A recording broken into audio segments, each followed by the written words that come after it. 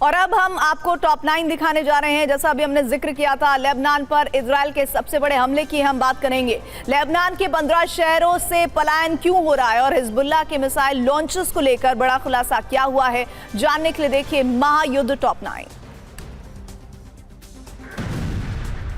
Lebanon पर Israel की air strike लगातार जारी है। आईडीएफ के विमानों ने साउथ, ईस्ट और नॉर्थर्न लेबनान में हिजबुल्लाह के rocket storage, cruise missile site और कमांड सेंटर को टारगेट किया। 24 घंटे में मिसाइल और गाइडेड बमों से 300 के करीब हमले की रिपोर्ट है।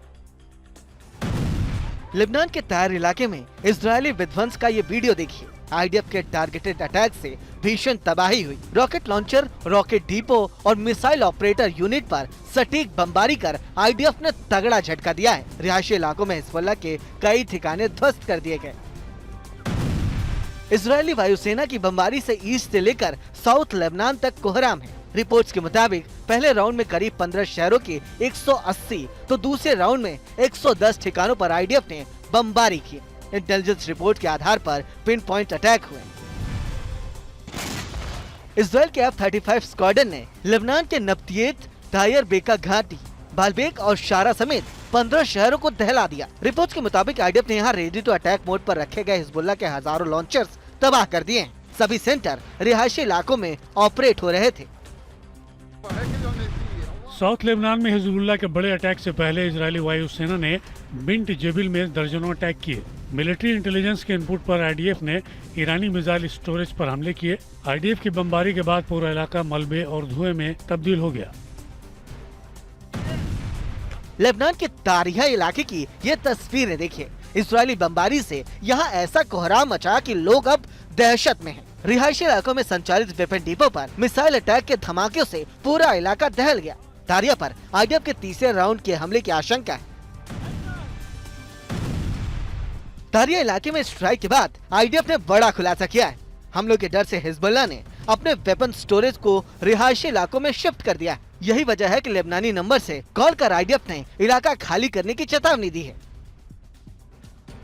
लेबनान पर हमले के बीच आईडीएफ ने वीडियो जारी कर हिजबुल्लाह के वॉर प्लान पर सनसनीखेज दावा किया है। आईडीएफ प्रवक्ता के मुताबिक रिहायशी इलाकों में बने एक गुप्त साइट से तेल अवीव पर मिसाइल लॉन्च का प्लान था, लेकिन इससे पहले ही रूसी क्रूज मिसाइल को तबाह कर दिया गया।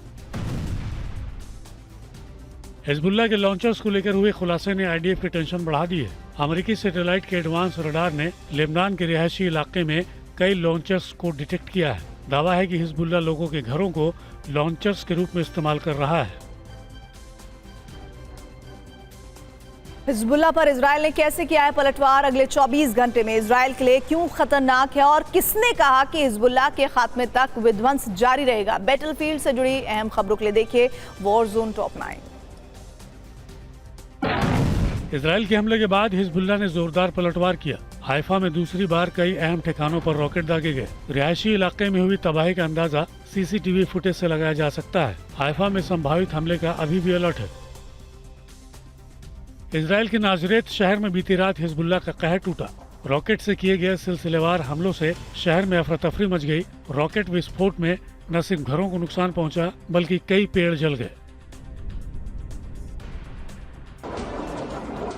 हिजबुल्लाह ने रमत डेविड एयरबेस पर हमले का वीडियो जारी कर इजराइल को खुली धमकी दी है। पेजर अटैक और कमांडर की मौत से बौखलाए हिजबुल्लाह ने कहा कि अब इजराइल में विनाश को कोई नहीं रोक पाएगा।